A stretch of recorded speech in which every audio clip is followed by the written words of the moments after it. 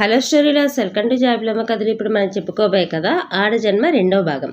పిల్లలు ఆకలి ఆకలి అని ఏడుస్తుంటే వాళ్ళ ఆకలి తీర్చలేక ఏం చేయాలో అర్థం కాక బాధపడుతున్న సమయంలో ఇంటి పక్కవారు స్వింగ్ మిషన్ తుప్పు పట్టింది, ఇనుప సామాను వారికి అమ్మేస్తున్నారని తెలిసి అది ఇస్తే తనకు ఉపయోగపడుతుందని బతిమలాడి తెచ్చి వచ్చీరాన్ని కుట్టుడితో కుట్టడానికి ఇచ్చినవన్నీ పాడు చేసేసరికి అందరూ తిట్టిపోసేవారు. దాంతో పిల్లలకి ఒక్క పూటైనా సరిగా తిండి దొరుకుతుందని గవర్నమెంట్ స్కూల్కి పంపించి తాను 4 ఇళ్లలో పనిచేసి పెట్టేది. దాంతో తాను ఎప్పుడో నేర్చుకున్న విద్య మిషన్ కుట్టడం కానీ మర్చిపోవడంతో మళ్ళీ కొత్తగా గవర్నమెంట్ నడిపే ఆర్గనైజేషన్లో చేరి మిషన్ కుట్టడం, ఊరగాయలు అప్పడాలు తయారు చేయడం నేర్చుకుంది. మళ్ళీ రాత్రిపూట కూర్చొని పాత బట్టల మీద రకరకాల ప్రయోగాలు చేసి కుట్టడం బాగా నేర్చుకుంది. తాను కొంచెం కొంచెంగా దాచుకున్న డబ్బులతో సిటీకి వెళ్ళి సెకండ్ హ్యాండ్ మిషన్ కొని తీసుకొస్తుండగా మార్గమధ్యలో 4 బాగా కండపట్టిన ఎదవలు అడ్డుపడి ఆమె మీద దాడి చేసి 4 భయంకరంగా ఆమెను పాడు చేశారు. తర్వాత అక్కడి నుంచి ఆ ఎదవలు పారిపోయారు.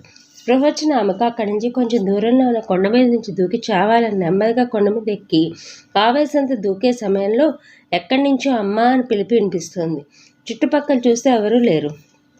వెంటనే తన పిల్లలు గుర్తుకు వచ్చి అలాగే రక్తపు శరీరంతో ఇంటికి చేరుకుంది. చుట్టుపక్కలంతా వింతగా చూస్తూ ఉన్నారు. ఏదైతే రహస్యంగా ఉండాలో అదే వార్త అందరికీ తెలిసిపోయింది. అయినా కూడా ధైర్యం తెచ్చుకొని తాను నేర్చుకున్న విద్యను ప్రదర్శించాలనుకుంది. వెంటనే కొంత డబ్బుతో పికిల్స్ తయారు చేయడానికి సామాగ్రి కొని పికిల్స్ తయారు చేసింది. ఎంత రుచిగా ఉన్నా ఆమె దగ్గర ఎవరూ కొనేవారు కాదు. ఆమెను పురుగును చూసినట్టు చూసేవారు. అయితే ఏది మనం తప్పించుకోలేమంటే మళ్ళీ మొదటికి వచ్చింది. నెమ్మదిగా ఆమె డోర్ ఓపెన్ చేసింది. దాంతో ఆమె మంచి చీరలు, ఆమె ఒంటి మీద నగలు రాసాయి. బీదతనంతో ఉన్న పిల్లలు ఇప్పుడు మంచి తిండి తినగలుగుతున్నారు. ఒకరోజు తన తల్లి అక్క ఇంటికి వచ్చారు. భోజనాలు నెమ్మదిగా పిల్లల్ని పడుకోబెట్టి తన దగ్గరికి వచ్చి తను విన్న విషయం గురించి మొదలుపెట్టింది తల్లి.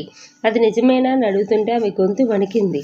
నిజం కాదు అని చెప్తే వినాలని ఆశగా ఎదురు చూస్తుంది ఆ పిచ్చి తల్లి. కానీ కూతురు నిజమే అని చెప్పి తనకి జరిగిన విషయం అంతా పూసిపుచ్చినట్లు చెప్పింది. బాబాయ్ సాయం చేస్తే కూడా అక్కే నన్ను అనుమానించింది. ఇంకా నా గోడు ఎవరికి చెప్పుకోను.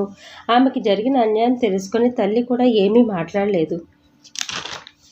పక్క రోజు తలస్నానం చేసి గుడికి వెళ్ళి అక్కడే ఉన్న గన్నేరకాయలు కోసుకొని ఇంటికి వచ్చి పడుకుంది. కాసేపటికి అక్క వచ్చి చూస్తే నోటి నిండా నొరగా డాక్టర్ని పిలవబోయిన అక్క చేయి పట్టుకొని తన పిల్లల్ని చూపించి కనుమూసింది. ఆమె తప్పు లేకుండా దేవుడు చూసిన చిన్న చూపుగా ఆమె తల్లి గుండె పగిలేలా ఏడ్చింది.